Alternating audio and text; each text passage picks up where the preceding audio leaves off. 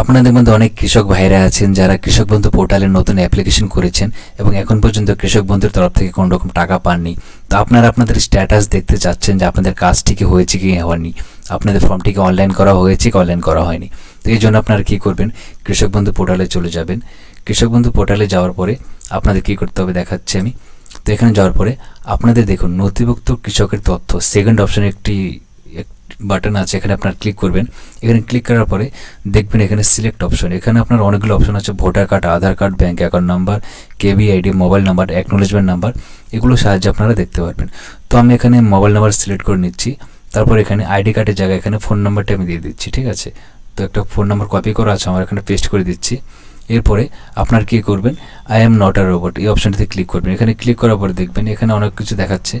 তো আমার একটু এখানে বুঝতে সমস্যা হচ্ছে, আমি কী করবো, এটি রিফ্রেশ করে নেব। রিফ্রেশ করার পর এখানে ব্রিজ দেখাচ্ছে, তো এই ক্যাপচারটা আমি দিয়ে নিচ্ছি, এটি ক্যাপচাই, ঠিক আছে।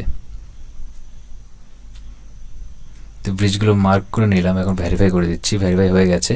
এখন কি করব, সার্চ বাটনে ক্লিক করব। সার্চ বাটনে ক্লিক করার সঙ্গে সঙ্গে দেখবেন এখানে নিচে এখানে দেখাচ্ছে আমি যে কৃষকের সম্বন্ধে দেখছি এটি আমার নিজেরই। তো এখানে দেখতে পাচ্ছেন আপনারা সব কিছু, আমার যে অ্যাপ্লিকেশনটি আছে এখানে অ্যাপ্রুভ হয়ে গেছে এবং এখানে আমার ডিস্ট্রিক্ট, ব্লক, গ্রাম পঞ্চায়েত, আমার গ্রাম সব কিছু এখানে দেখাচ্ছে। আমার জমি কতটা এটি এখানে হাইড করা আছে এবং আমার কিছু আইডি যেমন একেডি আইডি, কেবি আইডি, ভোটার কার্ডের আইডি, আধার কার্ডের নাম্বার, আমার নাম, এগুলো একটু হাইড করা আছে, বাকি সব কিছু এখানে শো করাচ্ছে। তো এইভাবে আপনারা ঘরে বসেই, আমি তো ফোন নম্বরের সাহায্যে দেখলাম, আপনারা আপনাদের অন্য আইডির সাহায্যেও দেখতে পারবেন এবং আপনাদের ফোন নম্বরের সাহায্যেও দেখতে পারবেন।